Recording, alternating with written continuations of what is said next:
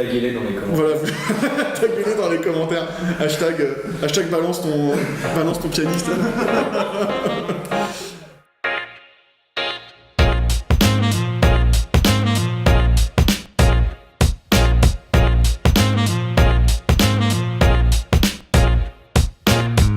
Une phrase musicale.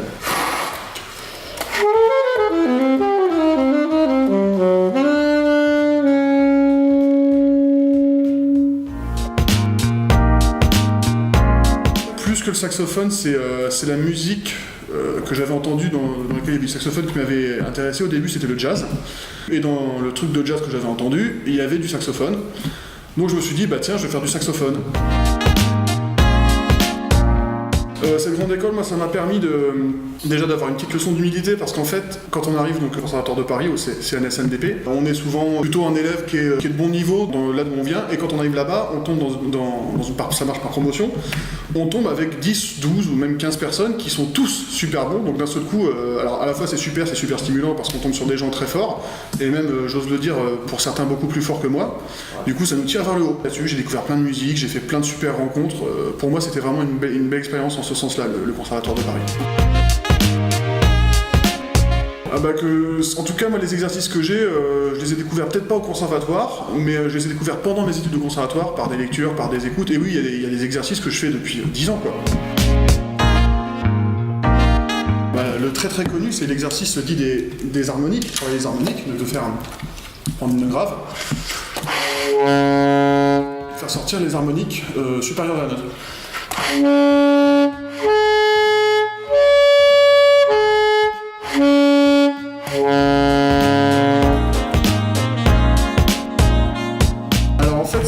Pour le coup, c'est marrant parce que le conservatoire a justement un peu un rôle à jouer là-dedans, puisque grâce au conservatoire, j'ai eu accès à des formations à la Fondation Royaumont. Alors la Fondation Royaumont, c'est une fondation qui est basée à l'abbaye de Royaumont, au nord de Paris, et qui organise des stages, des formations, comme ils disent, dans plein de domaines. Il y a des domaines de musique classique, il peut y avoir un travail autour de Chopin avec des pianistes de renom, il y a des projets dans la musique vocale, des projets dans la danse, et il y a des projets dans ce qu'ils appellent la musique transculturelle. Et donc je m'étais inscrit à un stage là-bas, grâce au conservatoire, j'avais pu l'avoir à peu près gratuitement. Lors d'une session, Fabrizio a invité Magic Malik à intervenir un après-midi pour nous parler un peu de ses idées. Donc pour ceux qui connaissent, qui auraient déjà pratiqué, puisque Malik donne beaucoup de masterclass, ces gens-là peuvent imaginer à quoi ressemblait cet après-midi. On a fini le soir à minuit, on ne savait plus comment on s'appelait. Les concepts de Malik sont, en étant complexes, c'est pas forcément inaudible. Donc c'est vraiment, ça peut plaire à tous et à tout le monde. Et quelques années plus tard, en me réinscrivant à une autre formation, à cette fondation Royaumont, c'était avec Magic Malik, et là on a vraiment fait plus ample connaissance. Et lors de ce stage, il y avait le trompettiste Olivier Lenné qui a un peu initié l'idée du groupe qu'on a maintenant avec lui, qui est la Fanfare XP. Et donc ça part vraiment, c'est une grosse initiative de la part de Olivier, un peu de moi, mais surtout beaucoup de Olivier, la création de ce groupe qui existe depuis maintenant un peu plus de 2 ans, et qui a sorti son premier disque en février dernier. Pour moi, j'ai jamais cessé de faire du jazz en fait. Pour moi, c'est toute musique improvisée qui vient plus ou moins vaguement de racines afro-américaines. Donc ça laisse quand même le champ vachement libre. Et pour moi, tout ce que je fais, pour moi, c'est du jazz pour l'instant. Donc oui, je n'excuse pas, et je fais toujours des concerts où je joue de la musique dite jazz classique. Je fais des concerts un peu où je joue du bebop, où je joue du Wayne Shorter, des choses comme ça. Mais je ne me pose pas la question de savoir si c'est du jazz ou pas. Pour moi, c'en est. Pour moi, tout ce que je joue, je pense que c'est du jazz. Je veux bien entamer le débat avec n'importe qui là-dessus, mais je pense qu'on va y passer un bon moment, donc en fait non. Le problème de sa sonorité, de parler de sa sonorité d'instrument, c'est un peu comme parler de sa voix. On l'entend jamais vraiment comme les autres l'entendent. Ok ? En m'écoutant, en fait, et chaque fois quand je m'écoute, je me dis ah ça pourrait être plus comme ci, plus comme ça mon son, donc je suis jamais totalement satisfait, mais je passe outre en fait. Si je devais après définir mon son en termes organologiques, puisqu'on est chez Sios, je pense que j'ai un son qui est peut-être pas très timbré, qui est très doux, qui a une espèce d'aura autour comme ça, et qui va chercher beaucoup dans les harmoniques graves et médiums pour créer une espèce de son très rond et je l'espère ample et large.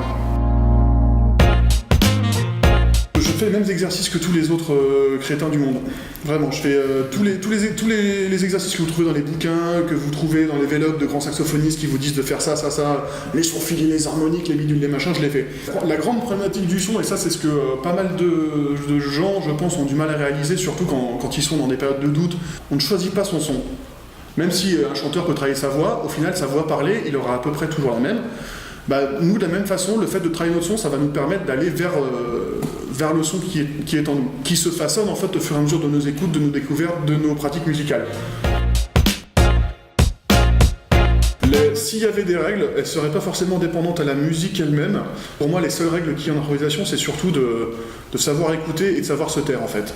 Surtout de savoir admettre que des fois, il ne faut pas jouer. Et il faut savoir ouvrir ses oreilles. Et c'est le plus dur, hein. C'est surtout le plus dur quand on a l'autre pépère, on peut jouer très très vite comme ça pendant des heures, il n'y a pas de problème. Mais savoir s'arrêter et savoir vraiment ouvrir ses oreilles et prendre en compte intelligemment ce qui se passe autour, c'est peut-être pour moi les seules règles qu'il y a. Il faut accepter qu'on peut trouver un bec qui sera mieux pour nous, mais on va quand même devoir faire un travail sur nous. Donc j'arrivais à chaque fois, que ce soit pour le bec de soprano ou d'alto, de période où j'avais passé beaucoup de temps sur le même matériel et je voulais changer. Et je me rendais compte que le bec que j'avais avant avait plein de qualités, mais était un peu déficitaire de certains aspects dont j'avais besoin pour jouer avec ma lick. Donc quelque chose, en l'occurrence, je cherchais quelque chose où je pouvais être peut-être plus précis, je pouvais avoir peut-être une sonorité un peu plus claire, un peu plus éclatante aussi que le bec que j'avais avant.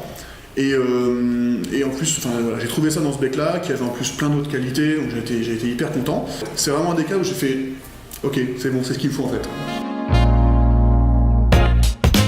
Votre prof a pas tort.